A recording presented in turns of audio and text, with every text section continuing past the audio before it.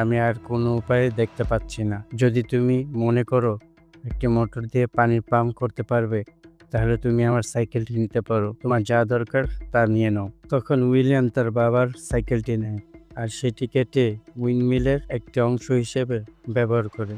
সবাই মিলে উইন্ডমিলটি বানানো শুরু করে। একটি বড় উইন্ডমিল দাঁড় করানো হয় বড় কাঠের টুকরো ব্যবহার করে, যেখানে সাইকেলটি লাগানো হয়। যখন উইন্ডমিলের চাকা ঘুরতো তখন সাইকেলের চাকাও ঘুরতো, যা একটি ডাইনামোর সাথে লাগানো ছিল। তারা এই ডাইনামো দিয়ে ব্যাটারি চার্জ করতে চেয়েছিল। সবাই খেতে কাজ করা শুরু করে। কিছুক্ষণ পর ব্যাটারি চার্জ হয়ে যায় আর জলের মোটর, যার পাইপটি কূপের ভেতরে ছিল, তা চলতে শুরু করে। হঠাৎ যারা খেতে কাজ করছিল তারা দেখতে পায় যে ক্ষেতের ভেতর পানি আসছে, আর তাদের আনন্দের সীমাই ছিল না।